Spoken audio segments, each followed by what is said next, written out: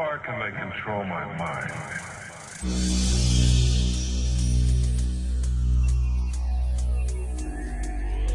The second, and perhaps the most important tool that is used to keep people in check and prevent them from ever becoming truly aware, is television. Television is the greatest and most all-pervasive hypnotist and propaganda tool ever conceived. TV teaches people what to think, but not how to think. And TV has given modern humans an utterly false perception of society, of the world, and of each other.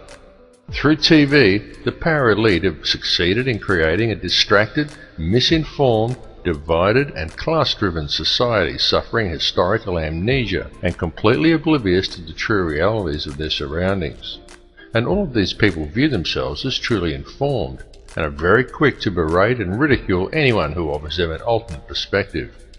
Subsequently, through the ideas put into their heads by TV and through a TV-driven obsession with the collecting of meaningless trinkets, fashions and possessions that the TV tells them defines who they are as people, the power elite have also managed to rob most of the common man of their wealth, their lands, their skills, their education and their history.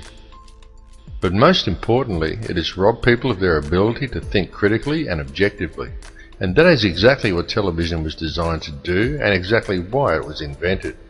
Every television set is also specifically designed to emit alpha waves. These can be clearly seen as a series of horizontal lines that run across the screen from top to bottom at regular intervals when using a camera to film an operating TV set, but they cannot be detected by the naked eye. These regular lines are not simply a normal part of the functioning of your picture tube. They are there for a particular reason, and they travel across the screen at a predetermined and very specific pace. How often have you seen someone sit at a TV and say, "I don't like this program," and yet they sit there and watch it anyway? How often have you done it yourself? It is because these horizontal lines are there to generate these hypnotic alpha waves. Alpha waves place you into a trance-like state as you are told what to think by scripted newsreaders, and told what to buy, what to wear, where to go, and always kept otherwise distracted by sport, meaningless celebrity gossip, and a barrage of sex and entertainment, nowadays ever more frequently punctuated by messages of fear and warnings of imminent terror. These alpha waves produced by your TV set affect your electrical field even if you are not watching it. The TV merely has to be on.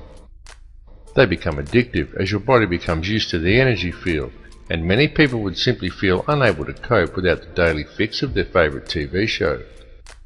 Then this hypnotic state carries on throughout the day as people work robot-like at their given tasks, usually discussing whatever the television taught them with their co-workers. Often people think they are discussing their own thoughts, but when the conversation is really analysed, it's usually not. It's about what show they watched last night, or sport, or something they learned from the Discovery Channel, their feelings towards the opposite sex, or perhaps something like the War on Terror. And whether they realise it or not, what they are talking about, and 98% of what they think they know about anything at all, has been taught to them by the television, or by print media that is wholly owned and controlled by the very same 6 people who own all the TV stations.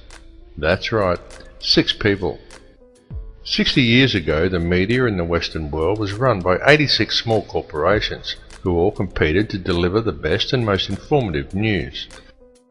Today, it is run as a well-oiled, very streamlined and tightly controlled machine by just 6, who now control all major Western mainstream television and print media.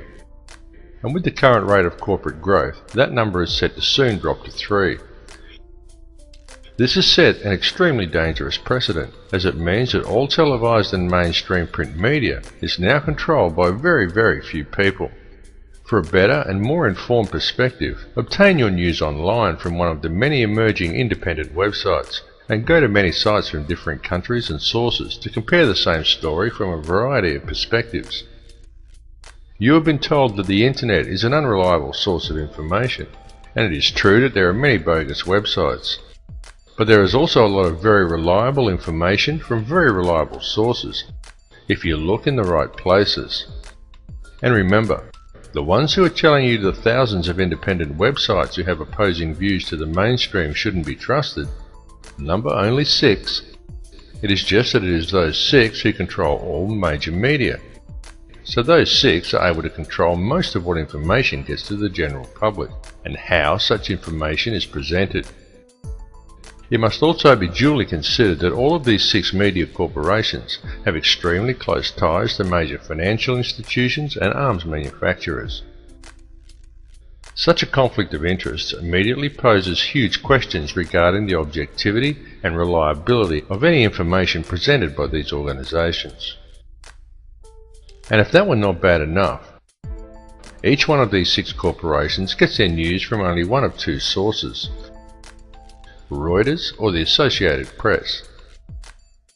These 2 organizations serve as an international news pool and channel all information down to the networks.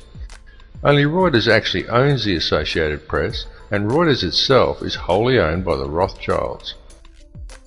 This is why there is never any negative press about the World Bank or the international banking cartels reported to the people by the mainstream media. It is why the majority of people have no idea about Codex Alimentarius or the real effects of fluoride, and simply do not know how the world and its corrupt money system is really run. There's a method to their madness. There's really not much method to yours, because you're operating from a place of ignorance. You don't even recognize half the weapons that they use against you. And some of them seem so insignificant that you don't even try.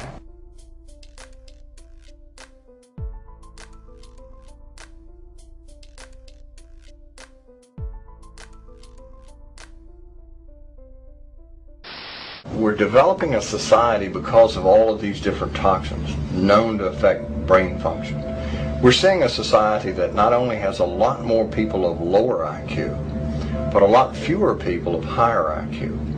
In other words, a dumbing down, a chemical dumbing down of society. So everyone's sort of mediocre. That leaves them dependent on government because they can't excel. We have these people of lower IQ who are totally dependent. Then we have this mass of people who are going to believe anything they're told because they can't really think clearly.